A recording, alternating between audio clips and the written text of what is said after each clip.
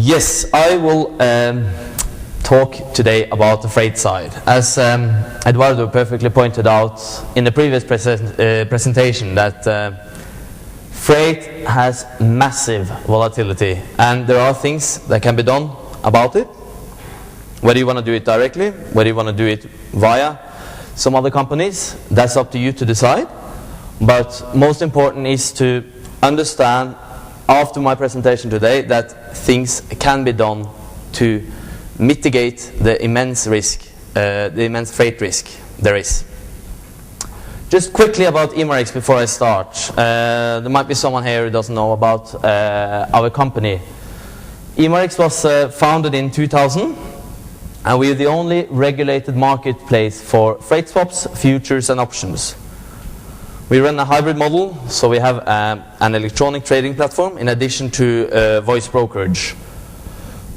We had over $18 billion of notional value of the contracts of freight trading via us in 2008, so it has become quite a massive market. Another company which is part of the Imarex group is a research house called NENA. They are issuing an excellent dry bulk report weekly. So if any of you wants me to forward you that one, I'm more than happy to do that later.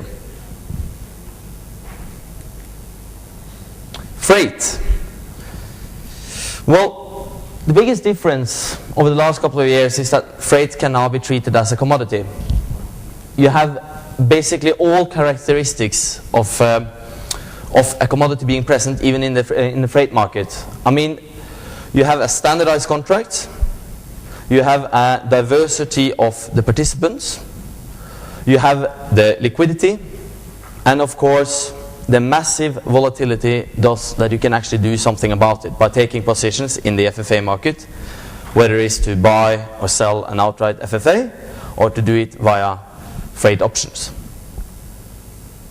As you can see here, significant underlying market size is always very, very difficult to know exactly how big shipping is. At least I have big struggles to figure out the underlying market size on both containers, tankers, dry bulk, car carriers, etc. One thing we roughly do know, though, is that freight derivatives was $140–50 billion last year. At least that's our estimates. And as can be seen, volumes have been growing significantly. They quadrupled basically from 2003 until 2007. And in 2008 it was even higher than 2007, but of course the last 2 months things changed a little bit in terms of volume. One of the reasons why this market is growing so quickly is, one, it enables participants to trade cleared contracts. We'll go through that later, so that your risk, the counterparty risk, is next to zero.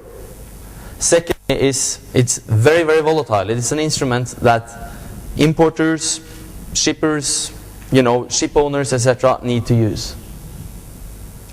And of course, liquidity breeds liquidity. At a certain stage, you actually come to a point where more liquidity breeds more liquidity, new participants enter the market, and so forth, which result in even more growth. So what is an FFA? It's not something that you can eat or drink. It's basically a paper contract. It's a standardized contract where all terms and conditions are specified. Firstly, you have trade ID, you have the buyer, you have the seller. If you trade via clearinghouse, your counterparty will be the clearinghouse itself. You have the contract period, quantity, how many days you buy. That's usually how it works on the dry bulk side. On the tanker side, it trades in 1,000 tons. And the fixed price that you buy for. Then you have the settlement, the index provider on dry, that is the Baltic Exchange, and the commission paid for the trade. These trade confirmations, once you do a trade, they are issued automatically, emailed to the counterparties. So it's very, very straightforward, just like any other futures. The whole thing with FFA contracts is that they are emulating physical market movements, i.e. the rates of shipping, and basically matches the exposure that you intrinsically have or that you want to get. So, how does it actually work? PM4TC, the Panamax 4TC contract, we'll go through that later, but this is how a contract actually works. Baltic publishes its assessment every day, every workday, at 1 p.m. Central European time. In May, because there are some holidays in May, there are 19 pricing days. So, basically, the first day was 12,487. Second day, 13,658. And then, as day by day went, the last 2 days, which essentially was yesterday, I marked them in red because when I made the slides, I wasn't, of course, sure. Nobody knows the future, so I wasn't sure what it would be. But I'm assuming it was 22,600 and 20,600 on the 19th day. So what do you get then? Well, as soon as the month ends, which basically in terms of pricing days will be today, you can calculate the average of the month, which is very simple. Just add them all together and divide by number of pricing days in the month. So that's basically how the contract works. If I buy something today for, if I in January bought the May contract for say $12,000, and the average turned out to be $18,000, I would have made $6,000. So which contracts trade? What can you do with them? As can be seen, there are 11 contracts, but not all of them are very liquid. The contracts that are very, very liquid, they are the Capesize index, Panamax index, a little bit less on the Supramaxes, but still fairly liquid.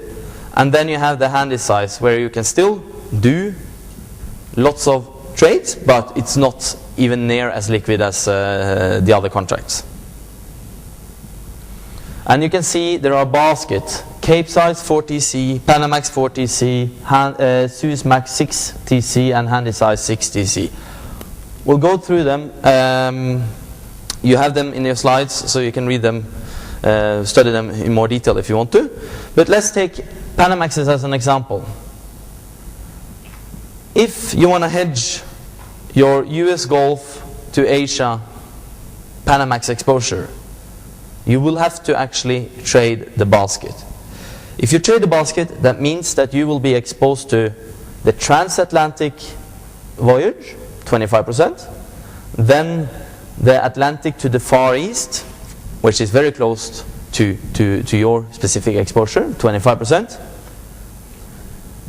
then the Pacific round voyage, and then the backhaul from the Far East back to basically back to the Atlantic again, all contributing 25% to the index. So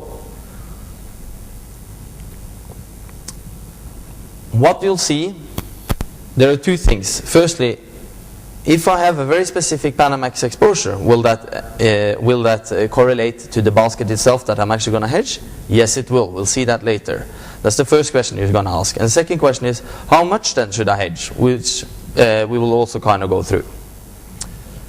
Dry bulk baskets, as can be seen, they are extremely